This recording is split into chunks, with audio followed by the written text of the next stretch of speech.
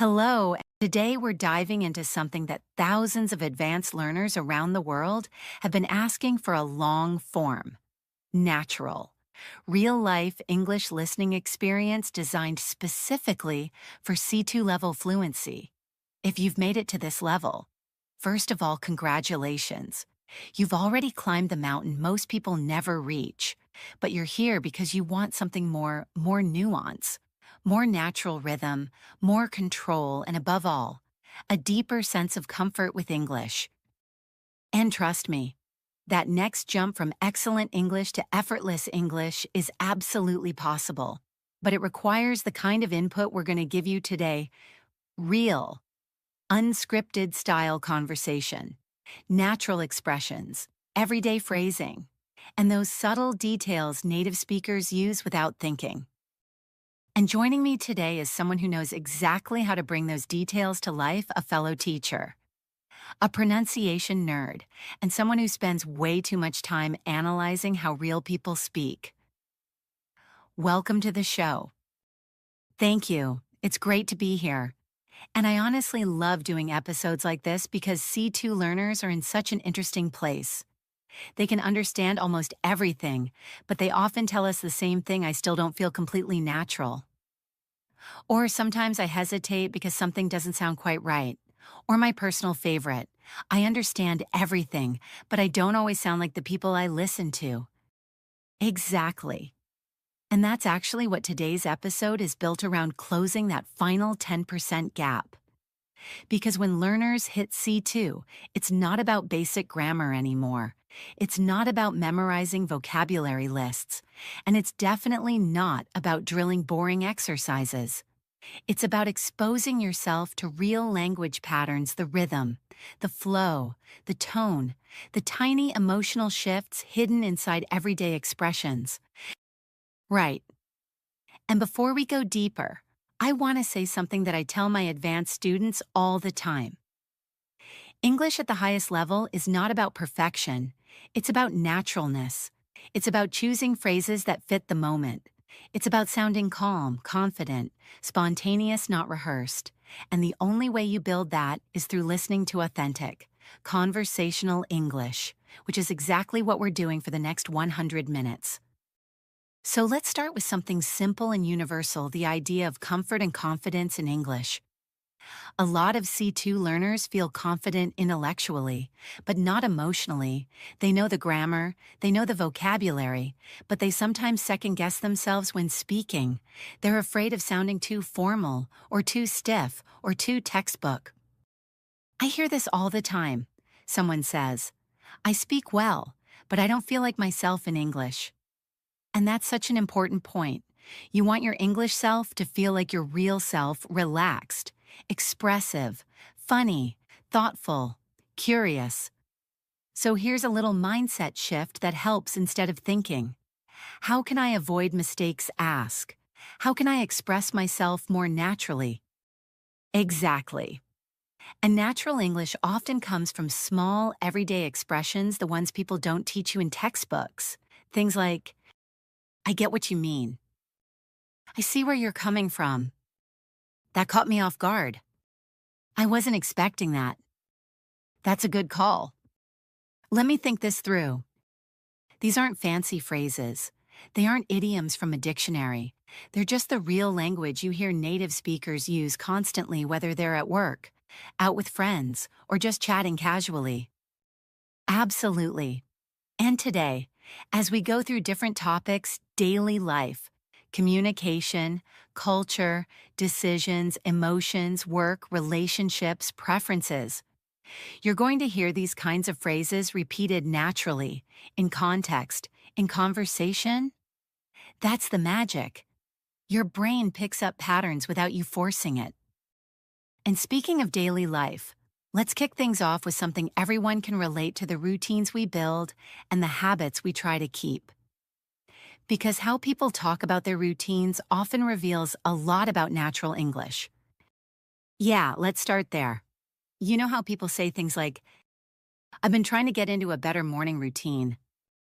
"I'm not a morning person, but I'm working on it." "I've been meaning to start exercising again." I keep telling myself I'll go to bed earlier, but here we are. These are the kinds of lines you hear everywhere at work, in coffee shops, at the gym, even in casual conversations with friends. And they speak to something universal.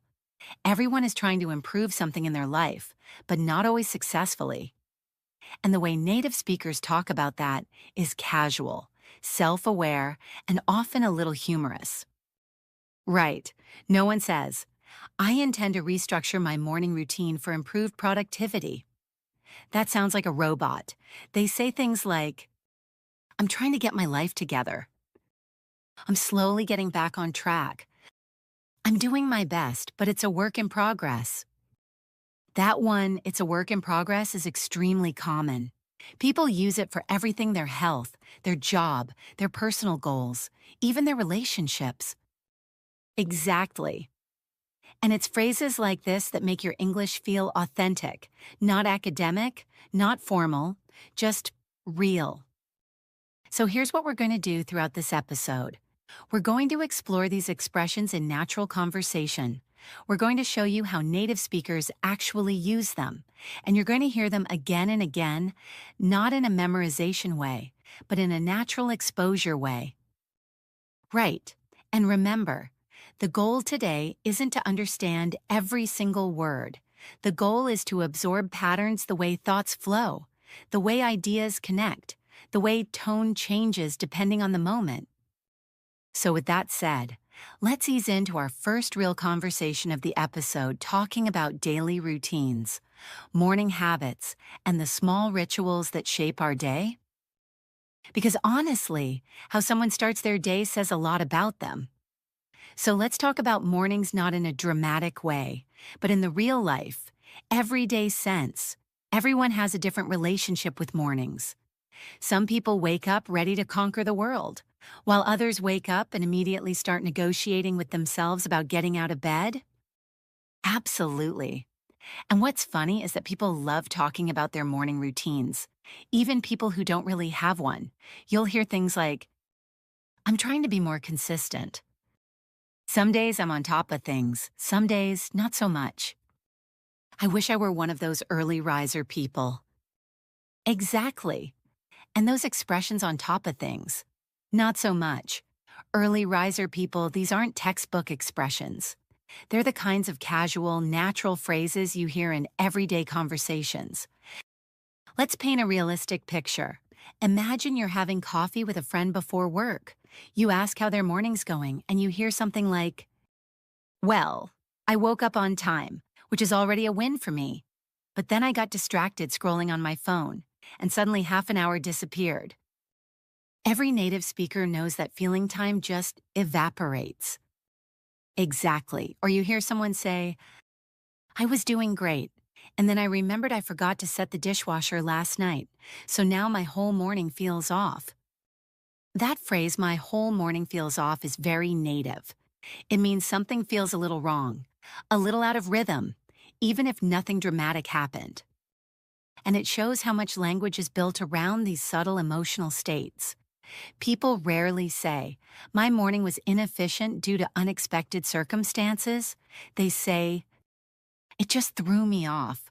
I lost my rhythm. I got sidetracked. I was all over the place. These are incredibly common expressions that advanced learners need to hear in real context. You know what else is super common? When people talk about trying to build healthy habits, you hear things like, I'm trying to drink more water. I'm trying to cut back on coffee, but it's not going well. I told myself I'd go for a run this morning. Spoiler alert, I didn't. Yes, spoiler alert is very natural, very conversational. It's playful. And that's a big part of sounding native, learning how humor appears in regular speech. Right. Most humor is not jokes. It's tone, it's timing, it's self-awareness. It's little lines like, I had every intention of being productive today. And then reality hit. I blinked and somehow it was lunchtime. Today has already gotten away from me. These expressions are everyday English gold for C2 learners. You know what's interesting? When we talk about daily routines, we're not just talking about schedules. We're talking about identity. people describe themselves through their habits. I'm a slow starter. I'm a night owl.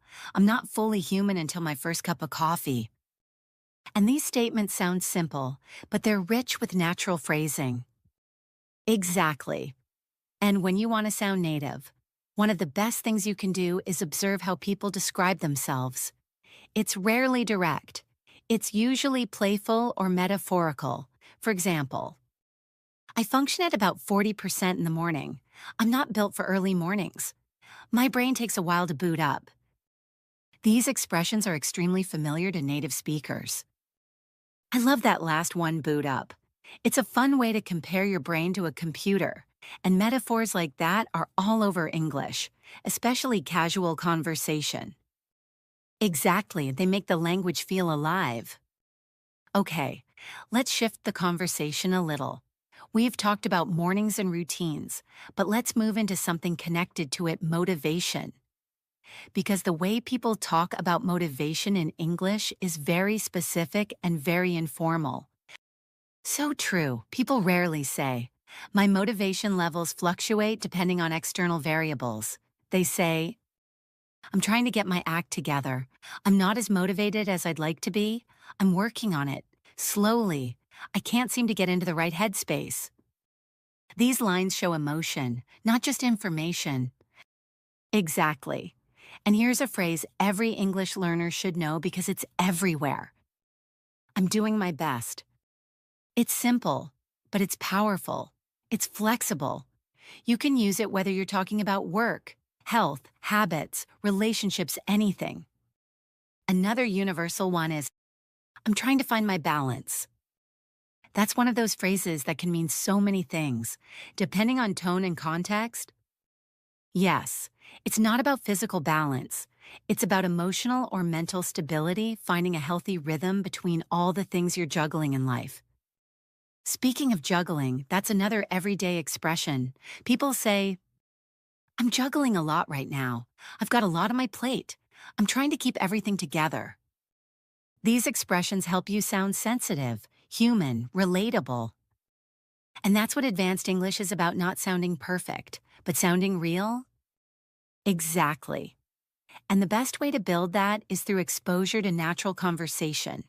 Not scripted textbook dialogues, not artificial practice conversations, but the real rhythm of how people speak when they're just being themselves. Okay, so let's build on this and move into something deeper, how people talk about stress and trying to manage it. Because this is another universal topic, and the English expressions around it are incredibly valuable for advanced learners. Yes, that's a great direction. Stress touches everyone. People talk about work, stress, life stress, emotional stress, even social stress. And the way they describe it reveals a lot of natural phrasing. Right, you'll hear people say, I've been feeling a bit overwhelmed. I'm stretched pretty thin right now. I'm trying not to burn out. It's been a hectic week. These expressions aren't dramatic, they're everyday. And they're so common that if you start using them naturally, your English level immediately feels more native-like. Exactly. And we'll dig even deeper into this, how people talk about emotions, pressure, relationships, and social interactions, because these are the areas where advanced English really shines. But for now, let's wrap up the morning routine topic, carry our natural phrasing forward, and move into the next section, how people describe pressure, stress, and emotional balance in everyday English. Because trust me, the vocabulary in that area is pure gold. So let's ease into something almost everyone deals with: stress, pressure, mental load, whatever you want to call it. And what's interesting is that native speakers rarely talk about stress in a dramatic or formal way. It's usually subtle, understated, and very conversational. Exactly, and people will say things like, I've got a lot going on right now. I'm feeling a little overwhelmed. I'm running on low battery this week. I'm hanging in there, but it's a lot. Now, notice how none of these sentences use the word stress, yet the meaning is completely clear. Right, and that's why these phrases are so important for C2 learners. Advanced English isn't about complicated vocabulary. It's about sounding human, sounding like someone who lives in the real world, not a language exam. For example, one of the most native expressions ever is, I'm trying to keep my head above water. It just means you're managing, you're coping, you're not drowning in responsibilities, and you'll hear it absolutely everywhere: workplaces, family conversations, chats with friends. And sometimes, stress is described in a slightly humorous way. You might hear someone say, I'm one minor inconvenience away from losing it. I'm at capacity. My brain has left the chat. Yes, that last one, my brain has left the chat, is an internet-influenced expression that's become super common. It's playful, but it also communicates exhaustion in a relatable way. And you know what else is interesting? People often use metaphors to describe their emotional limits. Things like, I'm burned out, I'm drained, I'm fried, I've hit a wall, my brain is fried. These aren't technical terms, they come from real life, and they help you understand the emotional tone of a conversation. Right. And one phrase I hear constantly is, I'm doing my best to stay grounded.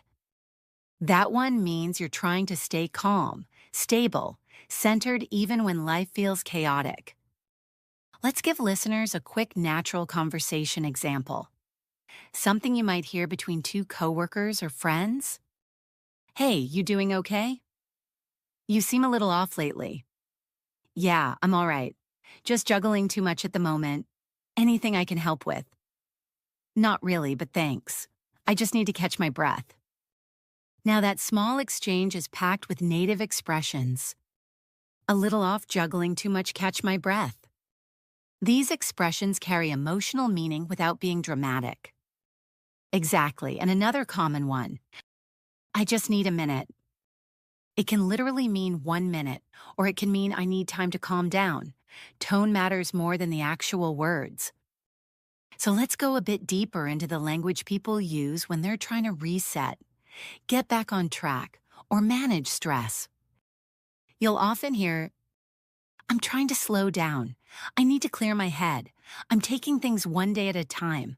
I'm trying to not overthink everything. And that phrase, one day at a time, is universal. It's used in almost every English-speaking country. Right. And it's not just about stress.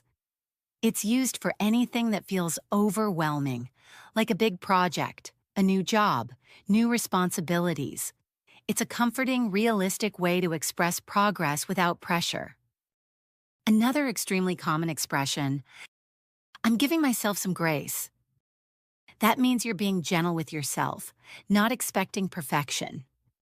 Yes, and that's something a lot of advanced learners actually need to hear. Sometimes they put too much pressure on themselves to speak perfectly. But real English is full of small mistakes, pauses, hesitations, corrections, even for native speakers. Exactly. That's why listening to long-form, human conversations is so important. It helps you understand that English isn't a performance, it's a tool. Let me add one more expression native speakers use constantly. I'm trying to find my rhythm again. It's used when someone feels off balance or out of sync and wants to regain a sense of stability. And that connects naturally to another everyday topic, energy and motivation. People love talking about their energy levels, usually in a joking or self-aware way. You hear lines like, I'm running on fumes, I have zero energy left, I'm wiped out, I'm absolutely done for the day. I hit my limit hours ago. These expressions show exhaustion, but in a light, friendly way. Right. And here's a nuance every advanced learner needs to understand. Native speakers often use exaggeration to make emotions sound relatable, but still casual. For example, I'm exhausted, I'm dead tired, I could sleep for a week. None of these are literal, but everyone understands exactly what they mean. Exactly. And sometimes it's even more dramatic in a humorous way. My social battery is at 1%. I'm emotionally unavailable until I get food.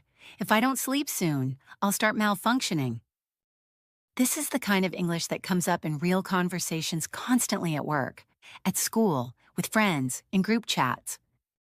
And speaking of work, let's shift the conversation to how people talk about workload, responsibilities, and workplace stress. Because this is one area where advanced learners often struggle. They know the formal vocabulary, but not the everyday expressions. Exactly, and most learners can say, I have a lot of tasks to complete. But native speakers usually say, I'm swamped. I'm buried in work. I've got deadlines piling up. I'm trying to stay on top of everything. I've got way too much on my plate. These expressions are natural, casual, and extremely common in modern workplaces. Right. And another interesting thing is how people talk about productivity. The language is always emotional, not technical. You never hear someone say, my productivity levels were suboptimal today.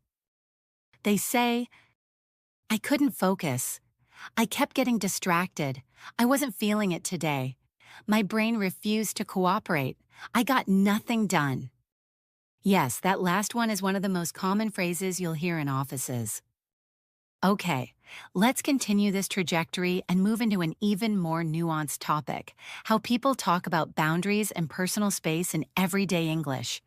Because these phrases are extremely common in the US. UK, Canada, Australia, basically every major English-speaking country. And the expressions used around boundaries are some of the most useful ones for C2 learners because they show emotional intelligence and social awareness. Absolutely, Asa, we'll get into that next. But before we transition, let's summarize the key takeaway from this section. Native speakers talk about stress using metaphors, understatement, humor, and emotional nuance, not formal language. And if you start using those patterns yourself, you instantly sound more natural. All right, let's move into boundaries, communication, and emotional space, another area where advanced English really shines. So let's move into something a lot of people struggle with: boundaries, communication, and emotional space. These are topics native speakers talk about all the time, especially in modern workplaces. Friendships, relationships, and even casual conversations. And the language people use is incredibly natural, incredibly common, and incredibly useful for anyone at the C2 level. Absolutely. What's funny is that most learners don't really learn this kind of language in school. You learn how to talk about your job, your hobbies, maybe your family, but not how to say I need space, or I'm not comfortable with that, or that doesn't work for me. And yet, these are expressions you hear constantly in real life. Right. And boundaries don't have to be dramatic. They can be completely normal. For example, here are some everyday native phrases you'll hear constantly. I need some time to myself. I'm not in the right headspace for that right now. I appreciate the offer, but I'm gonna pass. That feels like a bit too much for me. I'm trying to protect my peace. That last one, protect my peace, is extremely modern and used everywhere, especially in the US. It basically means keeping your emotional state calm and stable. And it's interesting how soft and gentle these boundary expressions are. Native speakers rarely say something like, I do not want to engage in that activity.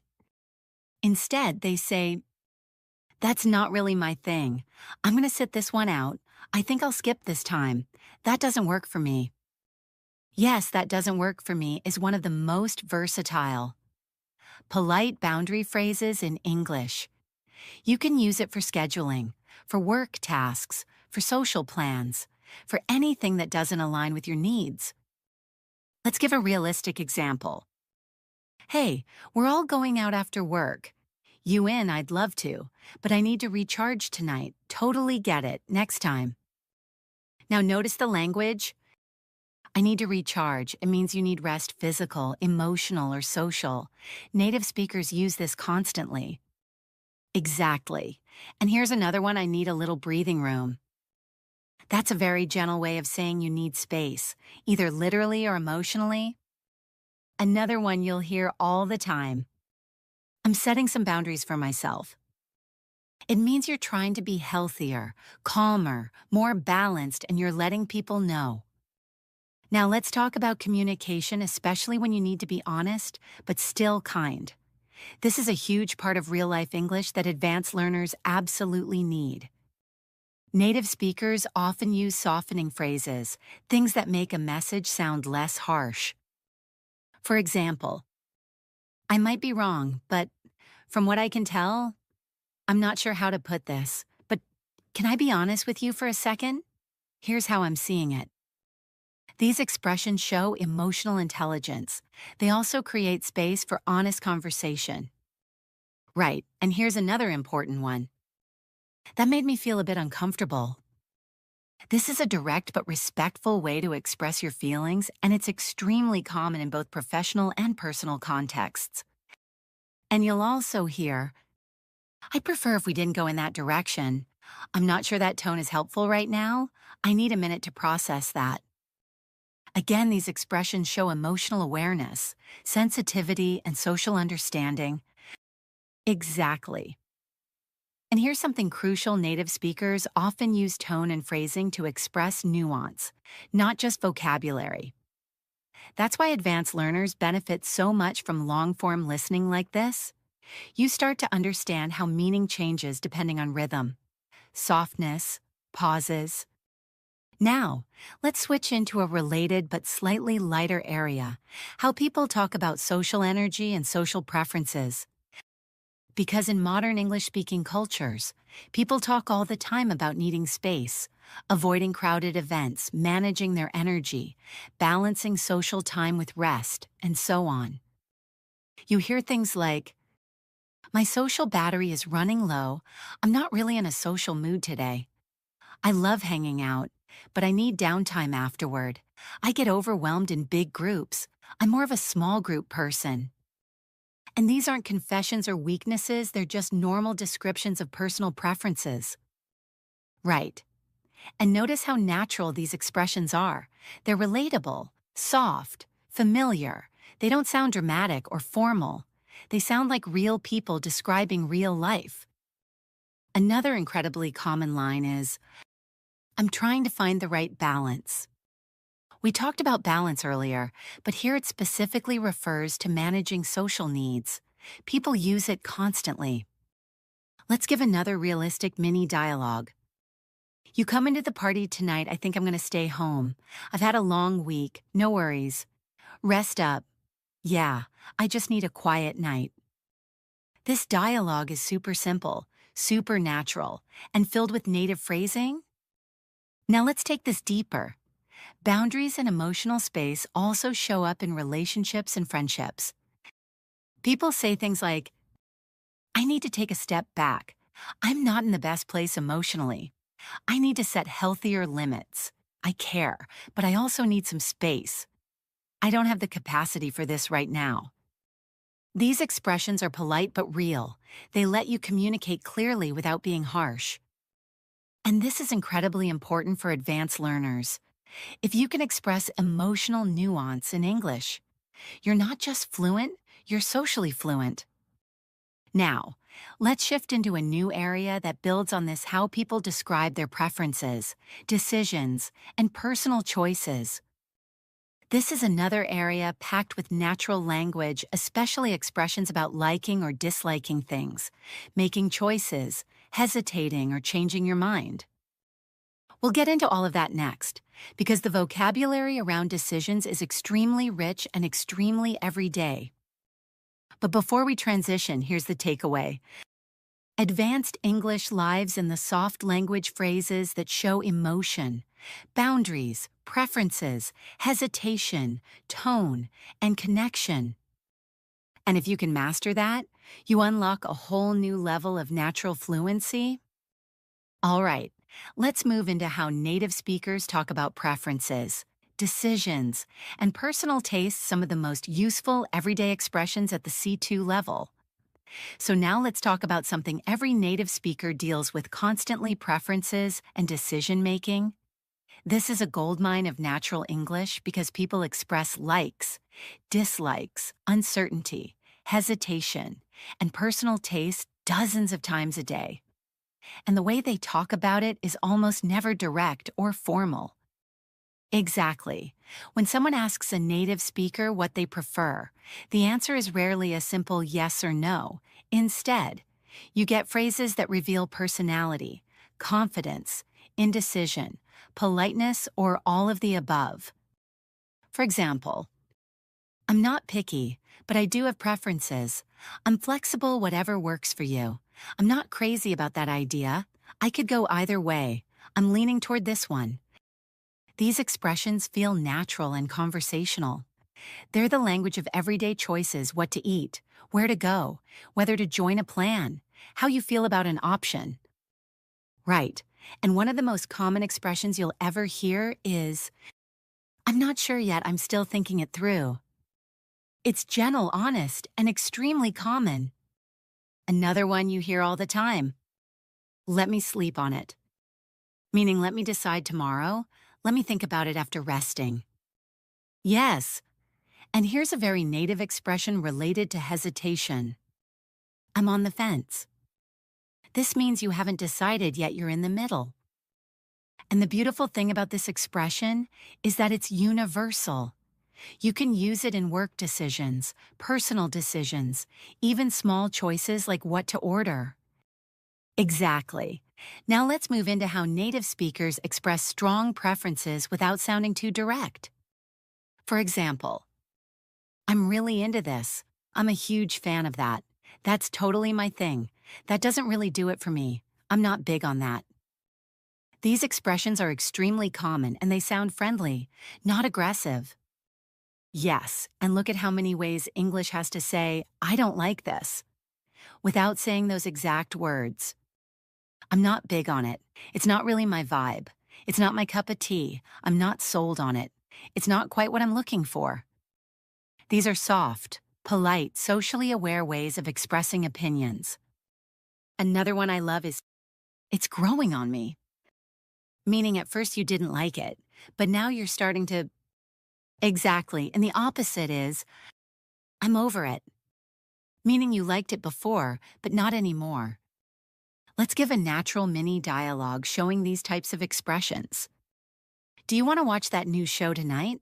I'm on the fence. I'm not sure if it's my vibe. We could try one episode and see, yeah, why not? Maybe it'll grow on me. Every line in that exchange is something real people say every day. Now let's shift into another major area of natural English-making plans. In English-speaking cultures, plans are rarely decided immediately. There's always negotiation, flexibility, hesitation, and a lot of softening language. Exactly. Here are some of the most common plan-related expressions. Let's play it by ear. Let's see how the day goes. I'll keep you posted. I'll let you know closer to the time. I'm not sure yet, I might have something. These expressions are essential for sounding natural when talking about future plans. And another big one you hear constantly is, sounds good to me. It's friendly, simple, and extremely common. Right. And here's something every C2 learner should know. Native speakers often respond indirectly when they're not fully committed to something. For example, maybe, we'll see. I'll think about it. I'll see how I feel. Let me check my schedule. All of these often mean probably not, but they're polite ways of keeping the conversation open. Exactly. And here's an expression that has become extremely popular in modern English. I'm trying to be more intentional with my time. It means someone is trying to choose activities carefully, not just say yes to everything. Right, and that leads to another super common phrase. I'm trying to prioritize rest, meaning the person is choosing rest over social invitations. Let's illustrate this with another natural dialogue. You want to join us for dinner, thanks. That's really nice of you. But I think I'm staying in tonight. I'm trying to slow down a bit. No worries at all, take care of yourself. Notice the tone: warm, polite, relaxed. No drama, no tension. Now, let's introduce another very common topic in natural English personal tastes and lifestyle choices. People love talking about their favorite foods, activities, hobbies, and routines, but they rarely talk about them in strict or formal terms. You hear things like, I'm really into cooking lately. I've been getting back into reading. I'm trying to get more active. I got hooked on that series. I'm obsessed with this new cafe. Very conversational, very real. And when people dislike something, the language is casual. I tried it, but it wasn't for me. I'm not feeling it. I couldn't get into it. It didn't click with me. These expressions communicate personal preference gently, without shutting down the conversation. Let's expand into another advanced nuance expressing uncertainty or changing your mind. Native speakers use expressions like, I'm torn. I keep going back and forth. I changed my mind. I talk myself out of it. I talk myself into it. It seemed like a good idea at the time. These are deeply human expressions, full of personality and emotion. Exactly. And they help listeners understand your thought process, which is a huge part of natural communication. Now, before we shift into the next major topic, relationships, connection, and social dynamics, let's summarize. Native speakers rarely give direct yes or no answers. They express preferences softly, emotionally, indirectly, and playfully. Everyday English is full of metaphor, hesitation, humor, and nuance. The language of decisions and preferences is key to sounding natural at the C2 level. And the next section will show you some of the richest natural language in English, how people talk about friendships, connections, interactions, misunderstandings, and communication. This is one of the most important areas for advanced fluency, and we're diving into it next. All right, let's move into one of the richest areas of natural English relationships, connection, and social dynamics. This is where native speakers use some of their most expressive, nuanced, emotionally intelligent language, the kind of language that rarely shows up in textbooks but appears constantly in real life.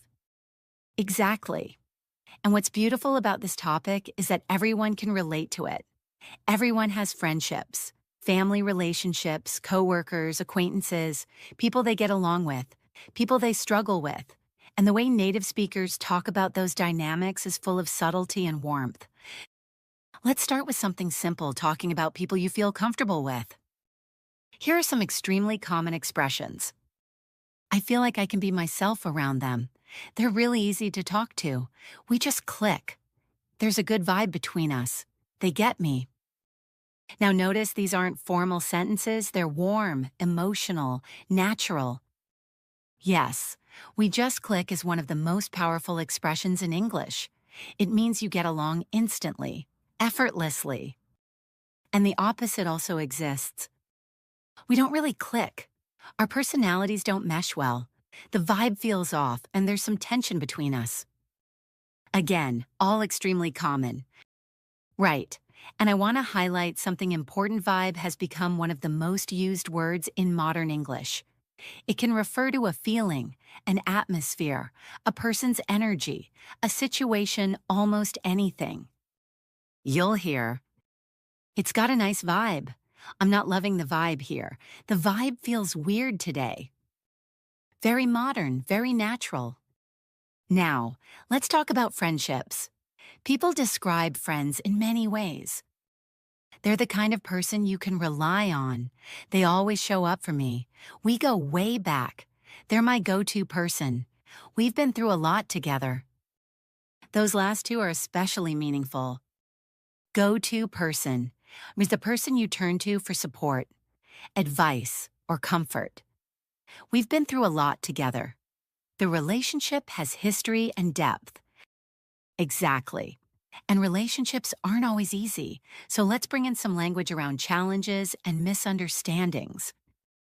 Native speakers often soften difficult messages. There's been some miscommunication. I think we're not on the same page. I feel like something's been off lately. I didn't mean for it to come across that way. I think we should talk things through. These expressions let you address issues without sounding aggressive or confrontational. Yes, and one of the most important relationship skills in English-speaking cultures is being able to express disagreement politely. People say, I see where you're coming from, but I hear you, but I see it differently and I get your point, but I don't fully agree. That's a fair point, but here's my take. These lines allow you to stay respectful while still being honest. Right. And another thing native speakers do constantly is use I feel statements. It's a way of expressing emotions without blaming the other person. For example, I feel unheard. I feel overwhelmed. I feel disconnected. I feel like we're misunderstanding each other. Very normal. Very everyday phrasing, especially in the US, Canada, and Australia. Now, let's talk about something fun meeting new people. People often describe first impressions in natural ways. They seem really genuine. They give off a friendly vibe. They seemed a bit guarded at first. They're easy to be around. They made a really good impression. These are phrases you'll hear constantly in casual conversation. Yes, and here's one of the most universal expressions. They're good people. It's simple, but extremely common, a warm way to describe someone's character. Now, let's move on to something slightly more personal. Talking about emotional needs and communication needs. Native speakers use phrases like, I need a bit more reassurance. I need clearer communication. I need you to be straightforward with me. I need some space to process things. These expressions appear not just in romantic relationships, but with friends, family, coworkers, even group projects. Exactly. And there's a phrase that every C2 learner should know because you hear it constantly. I don't want to make things awkward. This is extremely common when someone wants to have a sensitive conversation but doesn't want the relationship to feel tense. Now let's explore language around trust and reliability. I trust them completely and they've never let me down. They're someone I can count on. They follow through on what they say. They keep their word. These are essential expressions in personal and professional contexts. And of course, the opposite also exists. They're a bit unreliable. They mean well, but they don't follow through. They're inconsistent. They're not the easiest person to work with. I'm not sure I can depend on them. Notice how even the negative phrases are gentle. English tends to soften criticism. Exactly. Now, let's add one of the most useful modern phrases. They respect my boundaries. This is extremely important in conversations about emotional health and healthy relationships. Let's put this into a natural dialogue. How's everything going with your new team? Pretty good, actually. Everyone's been really supportive. That's nice to hear. Yeah, the communication is clear and people respect each other's boundaries. That makes such a difference. This conversation is incredibly normal in workplaces around the world. Right. And speaking of workplaces, let's transition into how people talk about collaboration, teamwork, and professional communication. Because the language used at work is often softer, more indirect, more emotionally aware than learners expect. We'll explore phrases around giving feedback, receiving feedback, disagreeing professionally, and navigating tricky conversations. But before we shift into that, here's the takeaway from this section. To sound natural in English, you must be able to talk about relationships, emotions, and connection using soft, subtle, human language. It's one of the pillars of C2 level fluency. All right, next, let's step into the world of workplace communication and the incredibly rich vocabulary that comes with it. Now let's shift into a world that every adult has to navigate: workplace communication. And let me tell you, native speakers use some of their most nuanced, polite, indirect, and emotionally intelligent language at work. This is an area where learners often misunderstand or misinterpret tone. So getting familiar with these expressions is essential for true C2 level fluency. Exactly. The workplace is full of subtle language. People don't usually speak directly, especially when discussing problems, disagreements, deadlines, or performance. Instead, they use softer phrasing, collaborative expressions, and indirect suggestions. Let's start with something simple, checking in and confirming understanding. You'll hear things like, just to clarify, can I double check something? Let me make sure I'm understanding you correctly. So what you're saying is, just to confirm, we're on the same page, right? These expressions help avoid misunderstandings and they show professionalism without sounding rigid. And here's one you'll hear constantly in English-speaking workplaces. Does that work for you? It's a polite way to ask whether someone's okay with a plan or schedule. Now let's talk about giving feedback, especially when the feedback is negative. Native speakers almost never say, "This is wrong," or "I don't like this." Instead, they say, "Have you considered trying? One thing we might want to adjust is, it might flow better if we, I think there's room to improve this part. What if we approached it from another angle?" These expressions soften the criticism and make it collaborative. Exactly. And when someone wants to disagree in a meeting, they might say, "I see your point, but I have a slightly different perspective. I hear what you're saying. Though I'm not fully convinced, I'm not sure that's the direction we want to go. I think we might need to rethink this part. I have some concerns about that approach." This way, the disagreement doesn't feel confrontational. One of my favorite workplace expressions is, "Let's circle back to that," meaning let's return to this later without rejecting it. Another one is, "Let's table that for now," which means let's pause this topic for the moment. These phrases are extremely common in meetings in the US and Canada especially. Right.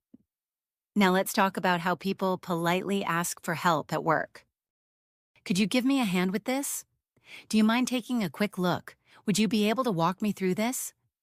Can you clarify what you meant by that? I could use a second opinion." These expressions show humility and collaboration, two highly valued traits in workplaces. And when someone wants to offer help, you'll hear, "Let me know if you need anything. I'm happy to support however I can. I can take care of that if you'd like. Want me to handle this part? Do you want to tag team this?" Tag team is very natural and means working together on something. Now let's shift into a slightly heavier area, handling pressure. Deadlines and workplace stress. People often use phrases like, "I'm under a lot of pressure right now. I'm juggling a lot of deadlines. I'm feeling stretched pretty thin. I could use more time on this. This week has been nonstop."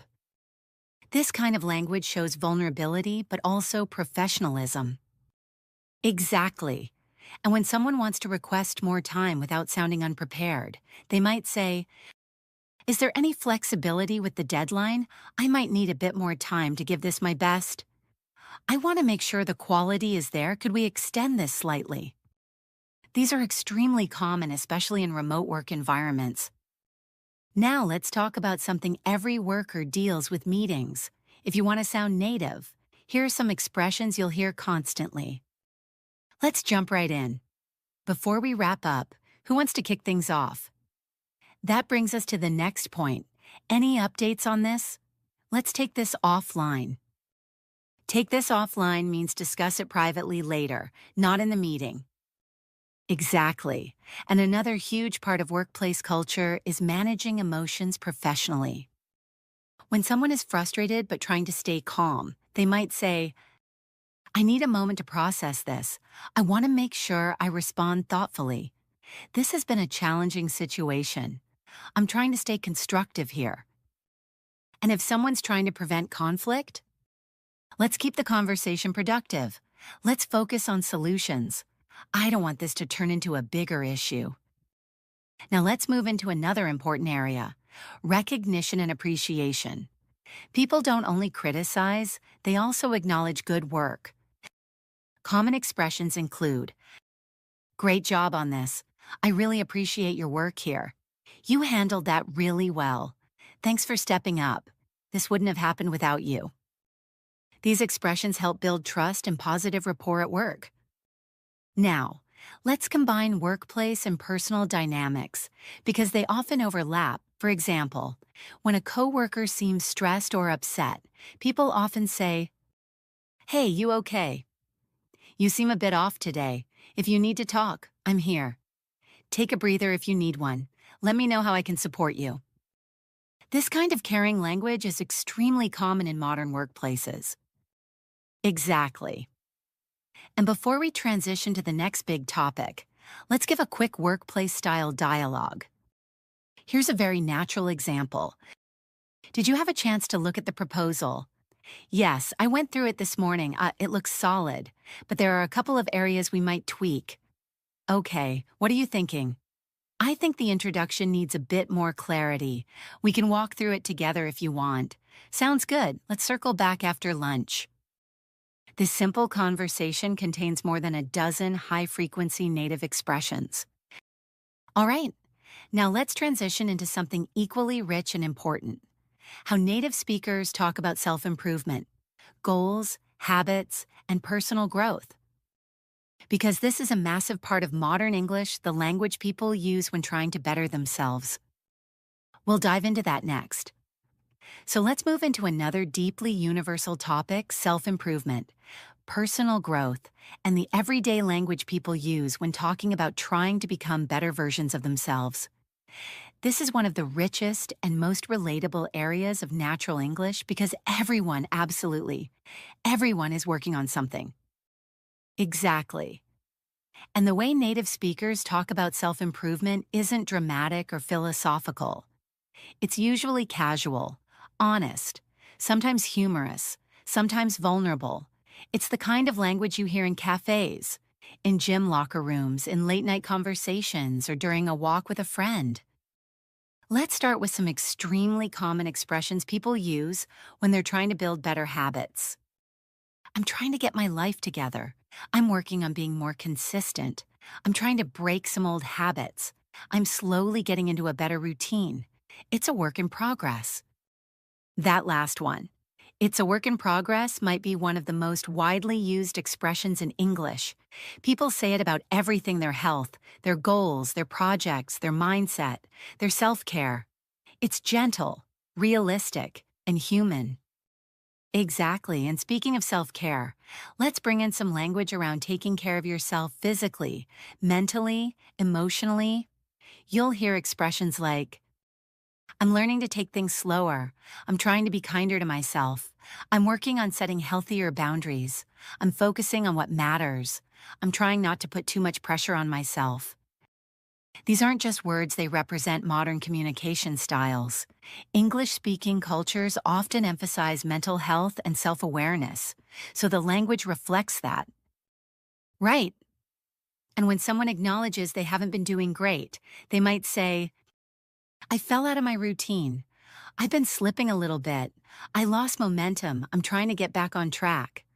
I got overwhelmed and hit pause for a while."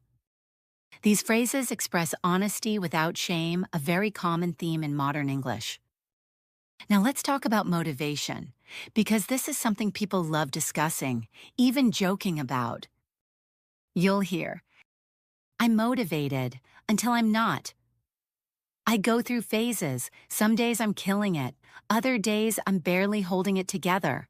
I'm good at starting things, not finishing them. I need a little push sometimes." This is the language of real life, not the polished motivational quotes you find online.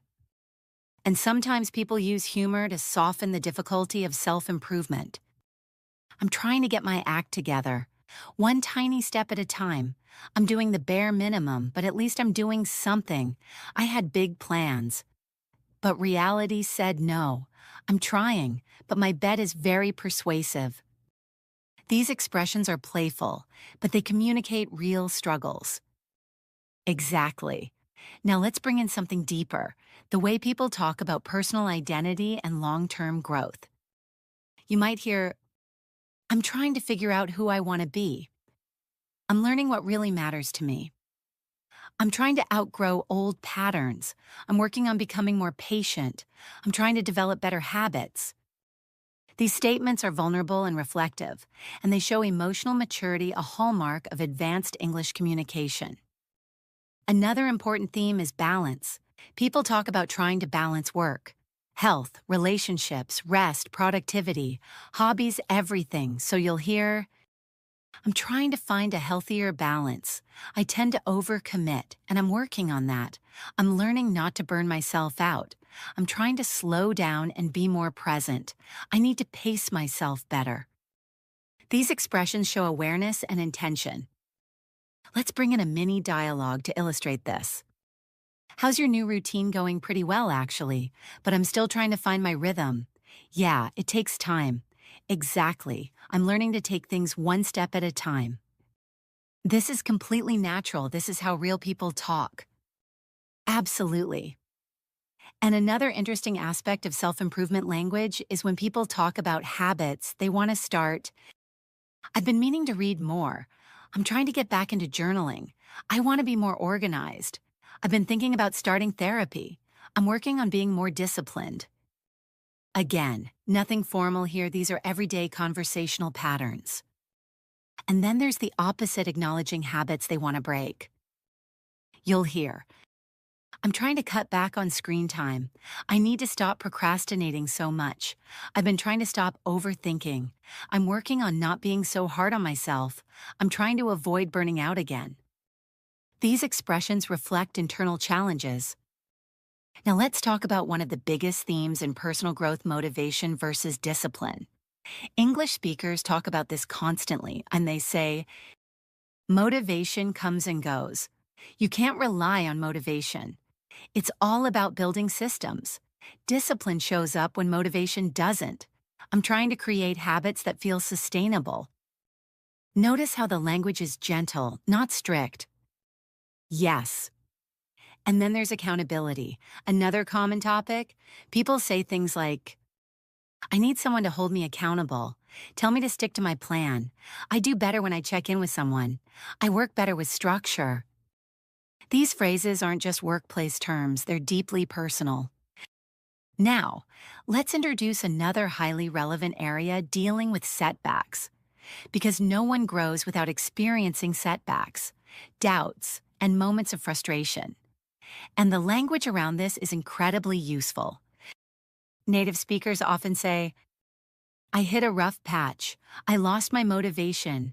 I had a setback, but I'm bouncing back. I slipped up, but I'm not giving up. I'm trying not to be too hard on myself. These expressions are emotionally honest and very common. Exactly. And when someone learns something from a difficult experience, they might say, it taught me a lot. It put things into perspective. It made me rethink things. It helped me grow. It was a wake-up call. Perspective is a huge theme in natural English. Let's wrap up this segment with one more natural dialogue. How's your self-improvement journey going? Honestly, slowly, but I'm making progress. That's all that matters. Yeah, I'm learning to trust the process. Trust the process is incredibly common. It means believing that growth takes time. All right, coming up next, we're going to explore another major topic in advanced English: how people talk about expectations, pressure, ambition, and purpose. This is where language becomes deep, emotional, reflective, and incredibly useful for sounding truly native. All right, let's move into something that every adult in every culture, every job, every stage of life deals with: constantly expectations, pressure, ambition, and purpose. These themes shape how people talk about their lives, their choices, their goals, and their future. And the language native speakers use around these ideas is incredibly rich, nuanced, and emotionally layered. Exactly.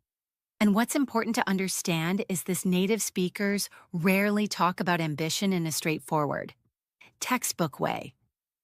They don't say things like, my objective is to achieve my long-term goals. Instead, the language is softer, more personal, more reflective. You'll hear expressions like, I'm trying to figure out what I really want. I'm still exploring my options. I'm not sure what my next step is. I'm thinking about switching things up. I want to feel excited about what I'm doing. These phrases reveal uncertainty but also openness and curiosity. Right. And when people talk about pressure, the language becomes even more metaphorical. I feel like there's a lot on my shoulders. I'm carrying a lot right now. I'm holding myself to a high standard. I'm feeling pulled in different directions. I'm trying to manage everyone's expectations. These are very common, very human expressions of emotional weight. And notice how indirect the language is. Native speakers often soften heavy topics.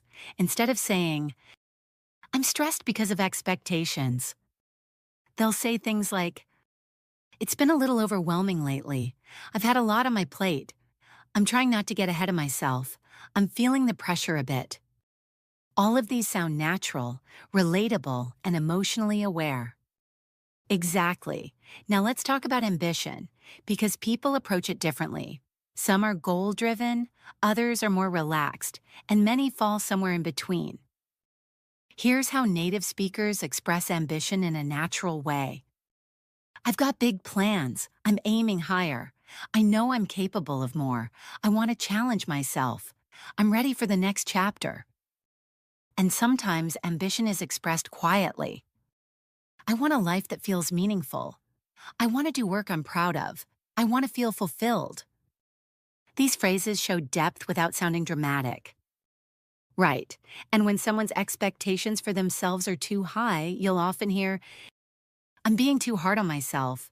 I'm setting the bar way too high. I need to be more realistic. I'm expecting too much too quickly. These expressions reflect self-awareness and personal growth. Now let's bring in purpose, because in English-speaking cultures, people talk about purpose a lot, not just in spiritual or philosophical ways, but in day-to-day conversations. You'll hear things like, I want to do something that matters. I'm trying to find what feels right for me. I'm still trying to figure out my purpose. I want to feel like I'm moving in the right direction. I want to contribute to something bigger than myself.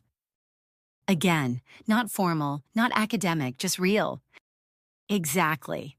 Now let's connect this to something every listener can relate to: the feeling of not knowing if you're doing the right thing.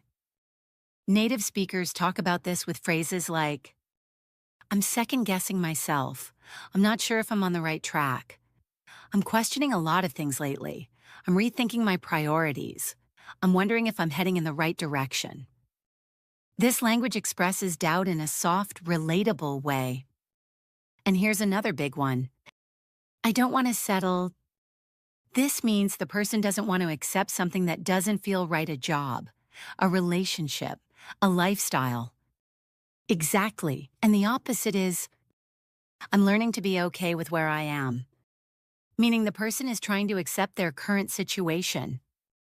Now let's talk about external expectations, what other people expect from you, like family, society, culture, or your workplace. People say, there's a lot of pressure to succeed. I feel like people expect me to have everything figured out. I'm trying not to live my life for other people. Everyone has opinions about what I should do. I'm trying to block out the noise. Block out the noise means ignoring opinions that aren't helpful. And here's a phrase you'll hear constantly. At the end of the day, this means when you look at what really matters. Often followed by, at the end of the day, I just want to be happy. At the end of the day, it's my decision. At the end of the day, I'm the one living this life. Extremely natural, extremely common. Let's bring in a small natural conversation. You ever feel like you should be further along in life all the time? Yeah, same here. But I'm trying to remind myself that everyone moves at their own pace. Exactly. There's no timeline we have to follow. This kind of conversation happens everywhere: cafes, offices, late-night talks, long walks with friends. Right. And speaking of pace, here's another group of expressions native speakers use constantly when talking about life timing. I'm not in a rush. I'm taking things slow. I'll get there when I get there. I'm moving at my own pace. Things will fall into place. Fall into place means things will work out eventually. Exactly. Now let's shift slightly into fear of failure, because this is one of the biggest emotional themes in English-speaking cultures. People say, I'm afraid of messing things up. I don't want to disappoint anyone. I'm scared of making the wrong choice. I don't want to waste time. I'm worried I'm not good enough. And when someone encourages another person, they might say, you're doing better than you think. Give yourself some credit. You're exactly where you need to be. You'll figure it out. You've got this. These phrases are incredibly common in supportive conversations. And let's also talk about purpose versus expectation, because that's where a lot of emotional language lives. People say, I don't want to live on autopilot. I want a life that feels intentional. I don't want to chase things that don't fulfill me. I'm trying to create a life that feels meaningful. I want to live in a way that actually feels like me. And all of these reflect a modern, personal, introspective way of speaking. Before we wrap this section, here's another natural mini dialogue. How are you doing with everything? Honestly, a little lost, but I'm trying to trust that things will make sense eventually. I get that. Just take it one step at a time. Yeah, I'm working on it. This is exactly how native speakers talk: soft, honest, supportive, real. All right, next we're moving into something just as rich and universal: how people talk about memories, nostalgia, regrets, and lessons learned. This is where English becomes deeply emotional and beautifully expressive, perfect for advanced listening practice. Now let's dive into something a lot of people don't expect to be so rich in natural English memories: nostalgia, regrets, and the lessons we take from the past. This is an area where native speakers use incredibly expressive, emotional, and nuanced language, sometimes directly, sometimes through humor, sometimes gently, sometimes very openly. Exactly. Because when people talk about their past, whether it's childhood memories, old friendships, big decisions, or mistakes they've made, they shift into a softer, more reflective style of English. And this is one of the most beautiful areas for C2 learners to master, because it shows depth and emotional maturity. Let's start with nostalgia, a powerful feeling that native speakers talk about all the time. You'll hear expressions like, it takes me back. That brings back memories. I haven't thought about that in ages. It feels like a lifetime ago. Those were simpler times. These expressions carry warmth, reflection, and sentimentality. Right. And when someone remembers a specific moment, they might say, I can still picture it like it was yesterday. I remember that so clearly. That moment is still vivid in my mind. These are extremely common in storytelling. Now let's bring in childhood and growing up, because this is one of the most frequent topics for nostalgic conversations. People say things like, I used to spend hours doing that. That was my favorite thing when I was a kid. I miss how carefree life felt back then. We didn't realize how good we had it. I wish I could go back just for a day. These lines show emotional depth but remain conversational. Exactly, and nostalgia isn't always warm, sometimes it's bittersweet. Phrases like, it's funny how things change. Life felt so different then. I didn't appreciate it at the time. I didn't realize how much I'd miss those moments. I wish I had slowed down and enjoyed it more. These reflections appear constantly in movies, podcasts, relationships, and everyday conversations. Now let's shift into regret, not dramatic regret, but the everyday kind that everyone experiences. Native speakers often soften regret using gentle language. If I'm being honest, I wish I'd handled that differently. I should have spoken up. I held myself back. I didn't know any better at the time. I let fear get in the way. Notice how none of these are harsh or self-punishing, they're reflective. Exactly. And sometimes regret is expressed with humor. I made some questionable decisions. I was a mess back then. Let's just say I learned the hard way. These expressions make regret feel relatable rather than heavy. And here's one of the most universal lines. I wish I could have told my younger self.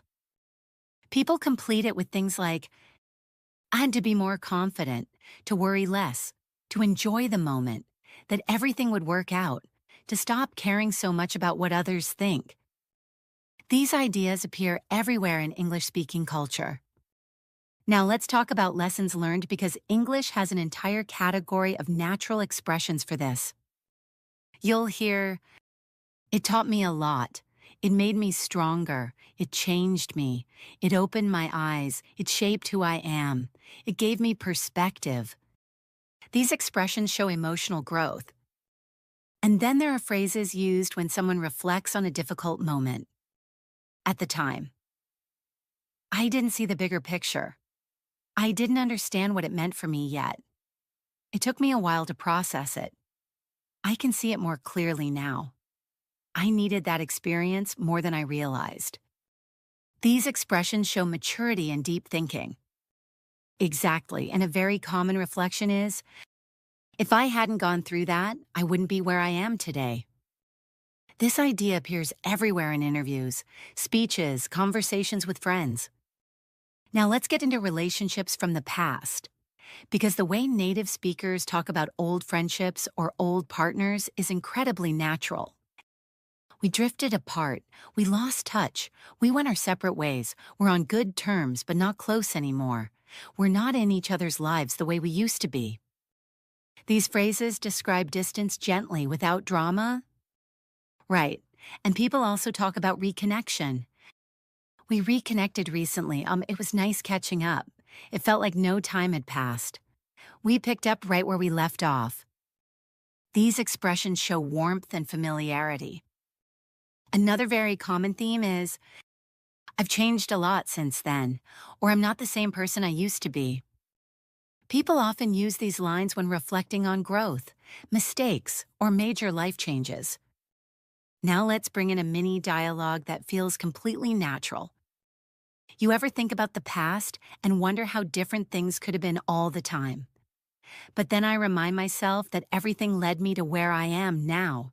Yeah, I guess that's true. Honestly, I'm grateful for the lessons, even the hard ones. This tone, reflective, soft, calm, is extremely common in English. Exactly. And speaking of gratitude, let's introduce some language native speakers use when expressing appreciation for the past or for things that shaped them. I'm grateful for that chapter of my life. I'm thankful for the people who supported me. I didn't realize it then, but I see the value now. That experience taught me resilience. I'm a better person because of it. Now let's explore nostalgia through sensory memory, something English speakers do a lot. They connect memories to smells, sounds, weather, or small details. The smell of rain reminds me of home. A certain song can take me back instantly. The sound of summer nights brings back everything. That place carries so many memories. This is emotional, poetic, and very natural. And you'll also hear expressions like, that chapter of my life feels unfinished. I still think about what could have been. Some memories stay with you. Some people leave a mark. These lines show emotional imprint, how the past stays alive in the present. Now let's talk about moving on, because this is another key theme. I've made peace with it. I've let it go. I've grown past that. I'm closing that chapter. I'm ready for a fresh start. These expressions give closure. Before we finish this section, here's one more natural dialogue. You ever regret anything from your past? Of course, but I try not to dwell on it. How do you do that? I try to focus on what I learned instead of what I lost. That's extremely native calm, thoughtful, grounded. All right, next we're entering another powerful area of advanced English, how people talk about dreams, imagination, creativity, inspiration, and the future. This is where English becomes visionary, expressive, hopeful, and absolutely beautiful for C2 learners to master. Now let's move into a topic that brings out some of the most expressive, imaginative, and uplifting language in English dreams: creativity, imagination, inspiration, and the future. This is where native speakers use hopeful, visionary, forward looking phrases, the kind of language that helps you not only sound natural, but also inspire others, connect emotionally, and express who you are becoming. Exactly. And one of the most beautiful things about English is how people talk about their dreams, not just goals or ambitions, but the things that spark excitement, curiosity, or possibility inside them. Let's start with some extremely common phrases native speakers use when talking about their dreams. I've always dreamed of doing that. One day, I'd love to make that happen. It's something I've been thinking about for years. I can picture myself doing that someday. I'm not there yet, but I'm working toward it. These phrases feel hopeful but grounded, not overly dramatic, not unrealistic. Right. And you'll also hear a lot of expressions about imagination and curiosity, such as, "Sometimes I wonder what my life would look like if I tried that. I love imagining different possibilities. It's fun to think about where life might take me. I'm curious to see what the future holds. I like exploring new ideas just to see what sticks." That last one, "see what sticks," is a very common idiom. It means trying things to see what works. Exactly. Now let's move into creativity, because creativity shows up everywhere at work, in hobbies, in problem solving, in storytelling, and the language around it is incredibly rich. People say things like, "I'm feeling inspired lately. I'm in a creative mood. I hit a creative block. I'm trying to get my creative energy back. I had a sudden spark of inspiration." All of these are extremely natural. And when people talk about starting something new, a project, a hobby, a passion, you'll hear, "I've been wanting to try something different. I'm experimenting with new ideas. I'm stepping out of my comfort zone. I'm playing around with some concepts. I'm exploring a new direction." Those expressions show curiosity and courage. Right. And one of the most common modern phrases is, "I'm trying to tap into my creativity," meaning access or connect with your creative side. Now let's bring in future-oriented language, because this is one of the areas where advanced English becomes incredibly expressive. People say, "I'm excited for what's ahead. I'm hopeful about the future. I feel like good things are coming. I'm ready for a new chapter. I'm open to whatever life brings." These are optimistic, reflective, and very common in English-speaking cultures. And then there's the language of vision, imagining a bigger future for yourself. You'll hear, "I see myself growing in that direction. I want to build something meaningful. I have a bigger picture in mind. I'm dreaming bigger these days. I'm planning ahead, but trying to stay flexible." This combination of hope and realism is extremely characteristic of natural English. Let's bring in a natural mini dialogue to illustrate this. "So what's next for you?" "Any big dreams, honestly, yeah." "I've been thinking about starting my own thing. Really, that's exciting." "Yeah, I'm still figuring it out, but I feel like it's the right direction." "That's awesome. You should go for it."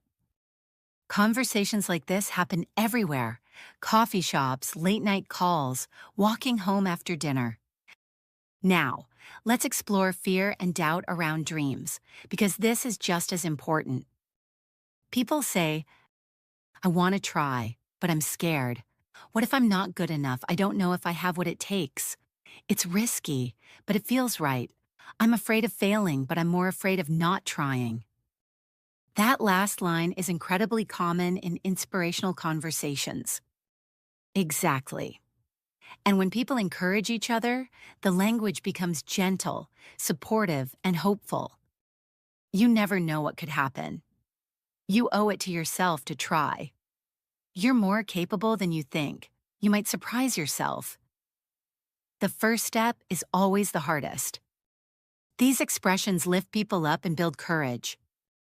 Now let's talk about taking action, because dreams stay dreams unless you start moving toward them. Native speakers use expressions like, I'm taking small steps. I've started putting things into motion. I'm doing what I can with what I have. I'm slowly building momentum. I'm making progress. Even if it's slow, these are practical and optimistic. And here's a huge one. I'm not where I want to be yet, but I'm closer than I was. This is one of the most widely used self-growth lines in English. Exactly. Now let's go deeper into the emotional side, feeling stuck, wanting change, or craving something new. People say, I feel like I'm outgrowing my old life. I'm craving change. I need something different. I feel stuck, but I'm trying to move forward. I'm ready for something new. These are extremely common expressions of transition.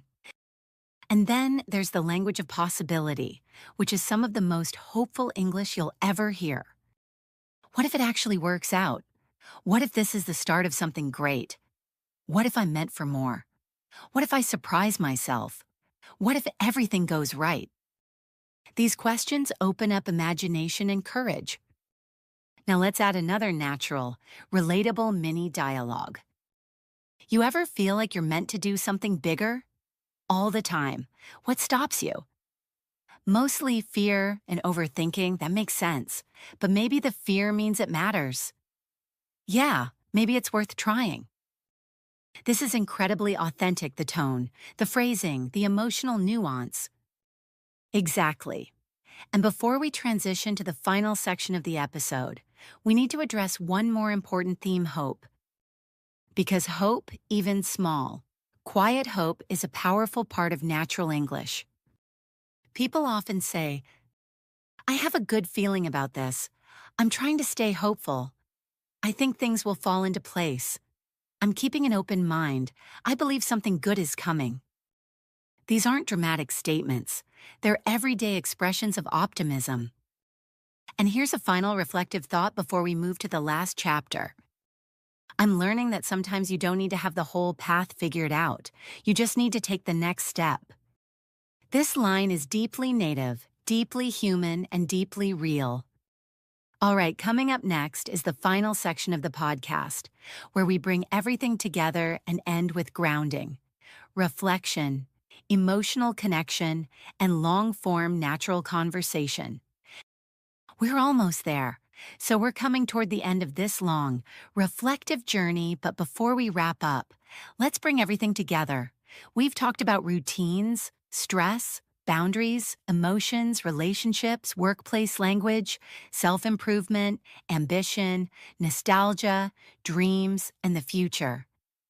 And the beautiful thing is that all of these topics share something in common. They reveal how real people speak in real life. Exactly. And the more you listen to these natural rhythms, the more fluent you become, not just in vocabulary, but in tone, nuance, emotional expression, and confidence. But before we officially close, let's move into one last area of real-life conversation: how native speakers talk about grounding themselves, finding peace, and staying centered. This is an area filled with soft, calming, authentic language that appears constantly in everyday life. Let's start with some of the most natural expressions people use when they're trying to stay grounded. I'm trying to stay present. I'm focusing on the little things. I'm learning to slow down. I'm taking things as they come. I'm trying not to get caught up in the chaos. These expressions show emotional awareness and perspective. Right. And when people talk about finding clarity, you'll hear phrases like, I need some quiet time to think. I'm trying to clear my head. I need to step back and look at the bigger picture. I'm figuring things out one step at a time. I'm trying to reconnect with myself. These phrases appear constantly in conversations about life balance. Exactly. And let's not forget the language people use when they realize they've been carrying too much. I need to let go of some things. I'm releasing what I can't control. I'm trying to lighten my load. I'm learning to pick my battles. I'm choosing peace. That last one, I'm choosing peace, has become extremely common in modern English.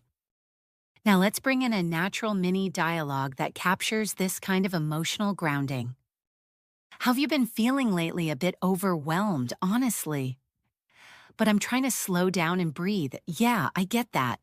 Life can pile up fast. Exactly. I'm learning to take things day by day. It helps. It really does. Be gentle with yourself. This kind of conversation happens every day between close friends, siblings, coworkers, anyone who cares. Now let's bring everything full circle by revisiting something we talked about at the very beginning of the episode: the journey from great English to effortless English. That final stretch of fluency, the last 10%, doesn't come from studying grammar rules or memorizing complex vocabulary. It comes from absorbing natural patterns, like the way people soften their language, the way they express emotions indirectly, the way tone changes meaning, the way simple phrases carry deep feelings, the way humor, hesitation, and small details make conversations feel real. Exactly. And that's why listening to long-form, natural-style conversation like this is so valuable. It trains your ear to recognize not just what is said, but how it's said. And that's the magic of advanced English. You start to pick up on the rhythm. You start to catch the subtle shifts. You start to notice the emotional color behind the words. And eventually, without forcing anything, you start sounding more natural yourself.